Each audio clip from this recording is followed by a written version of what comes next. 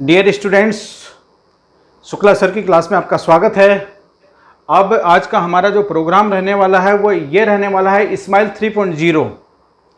आप सभी लोगों को, जितने भी स्टूडेंट्स आपकी क्लास में हैं, सभी स्टूडेंट्स को व्हाट्सएप ग्रुप के माध्यम से जोड़ लिया गया है। और आपने देखा भी होगा कि आपके व्हाट्सएप ग्रुप पर कई प्रकार के वीडियोज़, हमारे होमवर्क और भी कई प्रकार के लिंक्स भेजे जा रहे हैं। और ये लिंक्स आपकी स्टडी के लिए हैं। एक्चुअली हुआ क्या कि सोशल मीडिया प्लेटफॉर्म का उपयोग हमने पढ़ाई के लिए किया, ई लर्निंग के लिए किया। कि बहुत सारे लोग क्या कि व्हाट्सएप पे खेल तमाशे करते थे, इधर फॉरवर्डिंग मैसेज वगैरह। तो राजस्थान सरकार को लगा कि ये तो बहुत अच्छा तरीका है कि इस माध्यम से लॉकडाउन की कंडीशंस में इस माध्यम से बच्चों को पढ़ाया जा सकता है। और ई कंटेंट, हमारे जो स्टडी के जो माल मसाला जितना भी है, पूरा का पूरा हम लिंक के माध्यम से वीडियो सेंड करके और इसी तरीके से हमें टेस्ट ऑर्गेनाइज करके, टेस्ट पेपर बना करके हम बच्चों को एजुकेशन से, हमारी स्टडी से जोड़ा जा सकता है। और ये सलाह दी मुझे मुकेश जी शर्मा, गुनाबाद में अध्यापक हैं, वरिष्ठ अध्यापक के पद पर कार्यरत हैं। उन्होंने मुझे सलाह दी कि शुक्ला सर, आप थोड़ा इस दिशा में काम कीजिए। जो भी स्टूडेंट्स के पास जो होमवर्क आता है और वो होमवर्क प्रॉपर्ली कर नहीं पाते, उनके साथ थोड़ी समस्या आ जाती है। अगर आप यही होमवर्क यदि बोर्ड पर उनको समझाएं और उनको कराएं तो उन बच्चों को थोड़ी सुविधा हो जाएगी। तो मुझे लगा कि हाँ, मुकेश जी सर की बात में बहुत दम है। तो मैंने स्माइल 3.0 कार्यक्रम को हैंडल किया और इसका आज मैं पहला वीडियो बना रहा हूँ। इसमें जी होता क्या है कि हमें होमवर्क दिया जाता है, इस नाम से आता है होमवर्क पैकेट। और अभी तक हमारे 3 सप्ताह हो चुके हैं, लेकिन हम जो आज पढ़ने वाले हैं सप्ताह नंबर 2 का पार्ट 2। स्माइल की फुल फॉर्म है social media interface for learning engagement. इसमें Rajasthan online learning e content via WhatsApp group के माध्यम से आपको स्टडी मटेरियल भेजा जाता है और आपको होमवर्क भी भेजा जाता है। और बच्चों, ये होमवर्क आपको करना बहुत ज़रूरी है, क्योंकि जितने भी टेस्ट होंगे, आपका असेसमेंट होगी, आपकी परीक्षा होगी, हाफ ईयरली एग्जाम हो गए, इन्हीं को ही बेस बनाया जाएगा।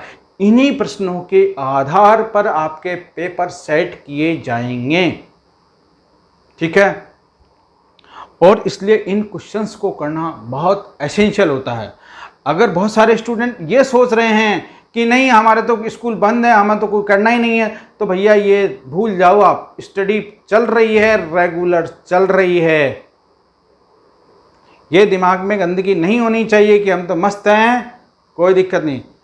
टीचर भेज रहे हैं, पढ़ा रहे हैं, आपको ये सारे काम करने हैं। तो बच्चों, आज हम देखते हैं, हमारा अध्याय 1 है विज्ञान 10th क्लास का। विज्ञान 10th, यहाँ लिख देता हूँ SCINC, साइंस 10th क्लास का, जो चैप्टर नंबर 1 है रासायनिक अभिक्रिया और समीकरण। इससे रिलेटेड हमारे टोटल 5, कितने टोटल 5 होमवर्क पैकेट आ चुके हैं।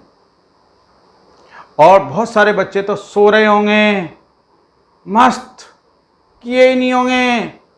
अरे भैया कर लो, यही चे कॉलर भी देख ले वो करो कभी कभी कि गुरुजी कहीं भेज रहे थे। इसका जो आज हमारा जो पहला प्रश्न है, पहला प्रश्न ये है कि जब कॉपर को ऑक्सीजन की उपस्थिति में जलाया जाता है, मतलब गर्म किया जाता है, तो कॉपर ऑक्साइड का निर्माण होता है। मतलब 2Cu + O2 = 2Cu2। ऊपर दी गई अभिक्रिया का प्रकार है संयोजन अभिक्रिया, वियोजन अभिक्रिया, विस्थापन अभिक्रिया और द्विविस्थापन अभिक्रिया।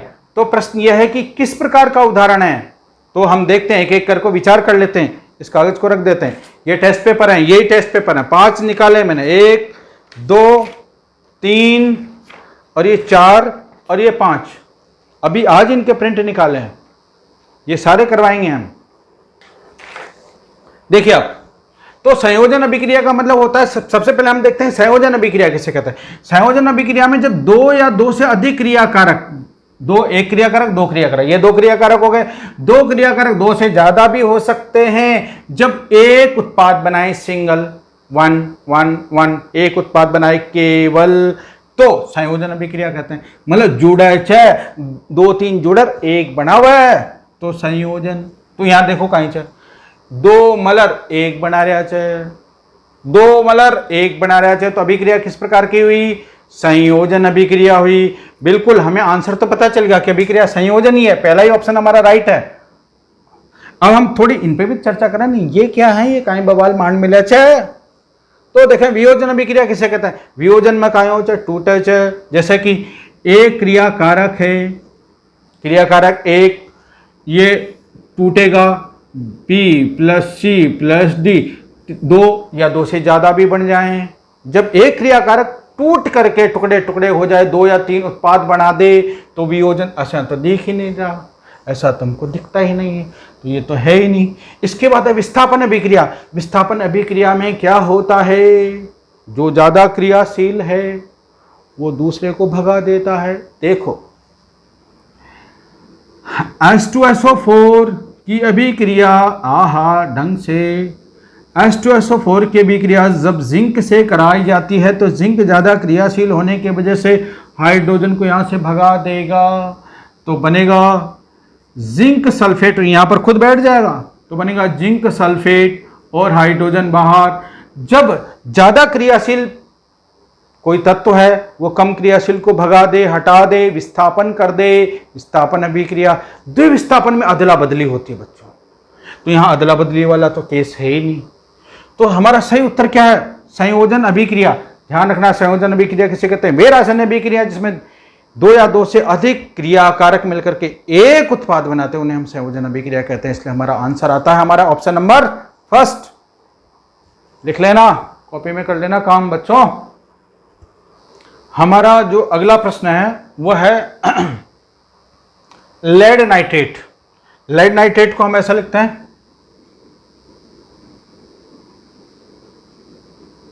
PbNO3 lead nitrate. समझ में आ गया होगा? लेड नाइट्रेट, ये रहा लेड नाइट्रेट को गर्म करते हैं, गर्म करेंगे तो क्या होगा? ये वियोजित हो जाएगा। वियोजित का मतलब होता है टूटना। ये लेड नाइट्रेट टूट जाएगा, वियोजित हो जाएगा। वियोजित होकर के क्या बनाएगा? एक तो बनाएगा आपका लेड ऑक्साइड। ये देखिए आप, ये गर्म किया, ये गर्म करने का निशान है, गर्म करते ही ये बनाया इसने लेड ऑक्साइड, PbO। एक लेड ऑक्साइड बनाएगा और नाइट्रोजन डाइऑक्साइड बनाएगा। नाइट्रोजन डाइऑक्साइड का सूत्र होता है NO2, नाइट्रोजन डाइऑक्साइड बनाएगा। और इस अभिक्रिया में ऑक्सीजन भी बनती है, ये ऑक्सीजन भी बना दी, चलो बनती है। इस अभिक्रिया को इस अभिक्रिया का संतुलित रासायनिक समीकरण दीजिए। इसको बैलेंस करना है, तो देखिए बिल्कुल जो लिखा है वो हमने यहाँ पे लिखा है। जब लेड नाइट्रेट को गर्म किया जाता है तो लेड ऑक्साइड बनता है, इसका नाम है लेड ऑक्साइड। इसका नाम है नाइट्रोजन डाइऑक्साइड।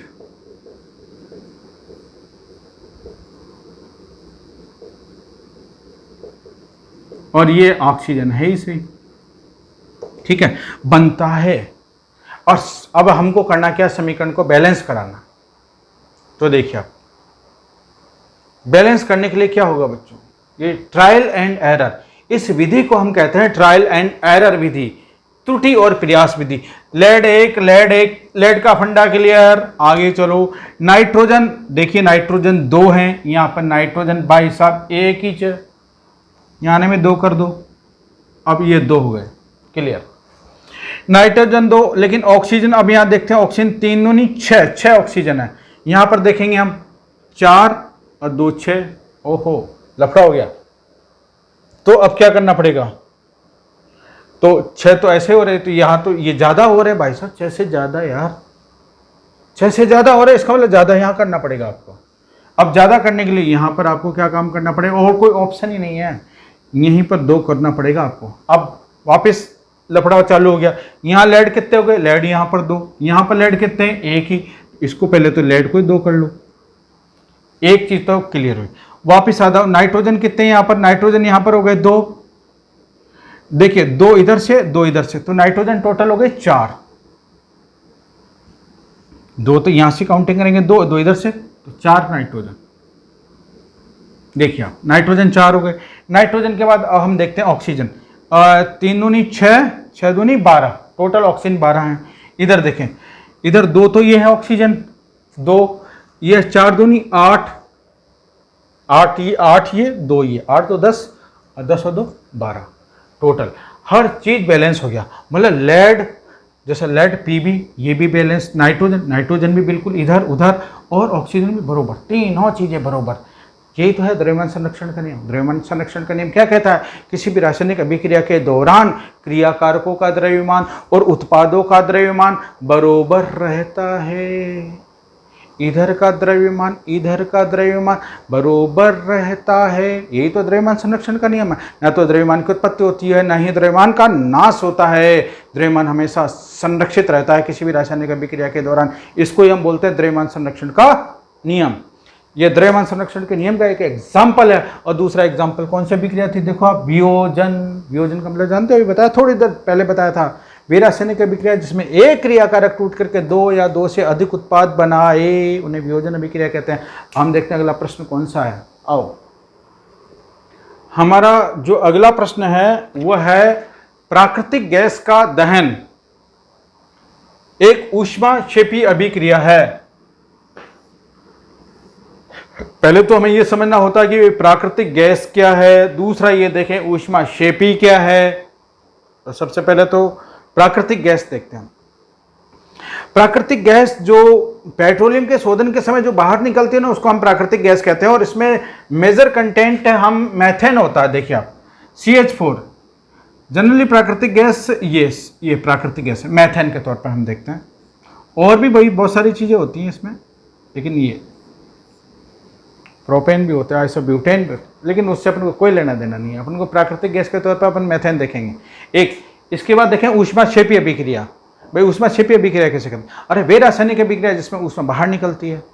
क्या निकलती है? वे रासायनिक अभिक्रिया जिसमें ऊष्मा बाहर निकलती है। ऊष्मा बाहर निकलेगी, ऊष्माक्षेपी अभिक्रिया कहलाएगी। गर्मी बाहर निकलेगी। जैसे कि ये देखो आप, गैस सिलेंडर, अपने घरों में गैस सिलेंडर है, गैस सिलेंडर में गैस जलाओगे ना बर्नर के ऊपर, जब ये बर्नर गैस को जलाते हो तो क्या निकलती है? गर्मी बाहर निकलती है? नहीं निकलती। आग निकलती कि नहीं निकलती? वही तो बात है यार।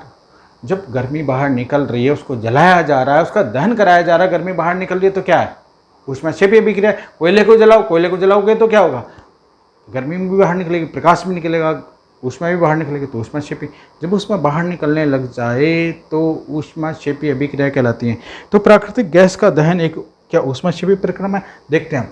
जब CH4 ये प्राकृतिक गैस है, प्राकृतिक गैस का जब दहन किया जाता है, दहन का मतलब होता है ऑक्सीजन की उपस्थिति में जलाना, तो बच्चों बनेगा कार्बन डाइऑक्साइड गैस बनेगी और वाटर बनेगा और साथ में निकलेगी ऊष्मा। तो समीकरण को एक बार संतुलित कर लेते हैं हम। ये लो, समीकरण संतुलित भी हो गई। तो ये ऊष्माक्षेपी प्रक्रिया एक्सोथर्मिक प्रोसेस है।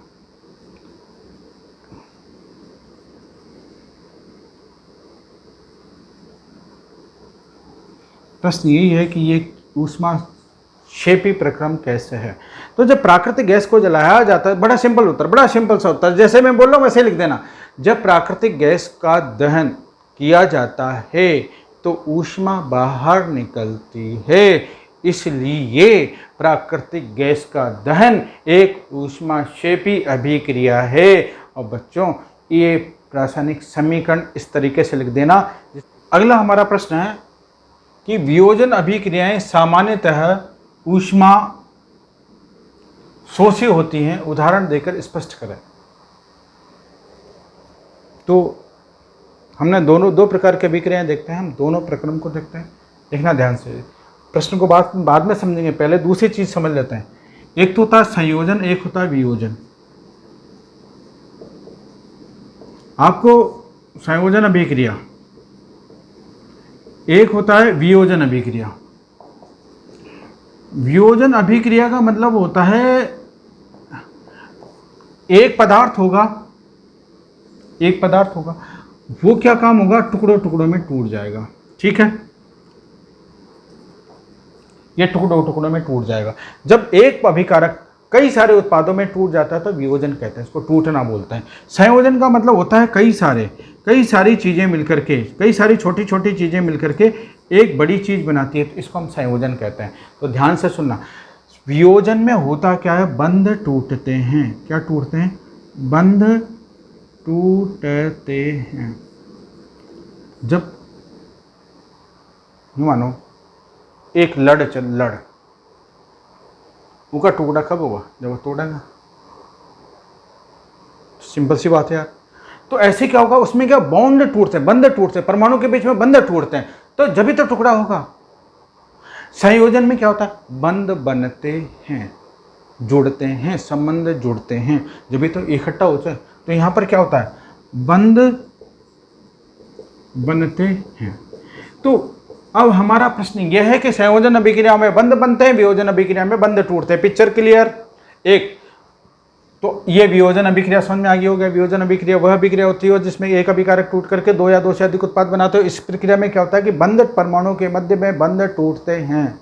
एक ऊष्मा शोषी। अब प्रश्न ये कि ऊष्मा शोषी अभिक्रिया होती है, इसका मतलब ऊष्मा देनी पड़ती है जब भी बंध टूटेंगे, अदरवाइज तो बंध नहीं टूट रहे। ताकत लगानी पड़ती है बंध तोड़ने के लिए, ऊष्मा देनी पड़ेगी। तो ठीक है। तो वियोजन अभिक्रियाएं सामान्यतः ऊष्मा शोषी होती है। ऊष्मा शोषी का बिल्कुल हम इसका उत्तर लिखेंगे। वियोजन अभिक्रियाएं सामान्यतः ऊष्मा शोषी अभिक्रियाएं होती हैं, क्योंकि वियोजन अभिक्रियाओं के अंतर्गत बंध टूटते हैं और इन बंधों को तोड़ने के लिए ऊष्मा दी जाती है। और ऊष्मा किसी भी रूप में दी जा सकती है, जैसे एक तो हम ऊष्मा के रूप में, दूसरा है प्रकाश के रूप में, तीसरा है वैद्युत के रूप में। जब हम ऊष्मा के द्वारा किसी परमाणु को तोड़ते हैं, किसी यौगिक को तोड़ते हैं ऊष्मा के द्वारा, तो इसे हम बोलते हैं ऊष्मीय अपघटन। क्या बोलते हैं इसको? ऊष्मीय अपघटन। जब प्रकाश की उपस्थिति में कोई पदार्थ टूटता है तो उसे हम बोलते हैं प्रकाशीय अपघटन, प्रकाशीय वियोजन। इसको बोलते हैं ऊष्मीय वियोजन, प्रकाशीय वियोजन। विद्युत धारा के कारण यदि कोई यौगिक टूटता है तो उसे हम बोलते हैं वैद्युत वियोजन। इस प्रकार 3 प्रकार के वियोजन अभिक्रियाएं हैं, ऊष्मीय वियोजन, प्रकाशीय वियोजन और वैद्युत वियोजन। वियोजन अभिक्रियाओं को अपघटनीय अभिक्रियाएं कहते हैं। इसका उत्तर क्लियर हो गया होगा। ऊष्मा शोषी क्यों होती हैं? क्योंकि इसमें बंध टूटते हैं। ये वाला जो हमारा प्रोग्राम था ना, ये कितनी तारीख को था? देखता हूँ, मैं बताता हूँ आपको। बच्चों, ये हमारा जो प्रोग्राम आया था, ये होमवर्क आया था 30 जून 2021 को। कब का ये? 30 जून 2021 का। अब अगला जो आया है वो है 1 जुलाई का। 1 जुलाई का प्रोग्राम हम कल पढ़ेंगे, ठीक है? जितना भी होमवर्क आया उसको कल सॉल्व करेंगे। थैंक यू बच्चों।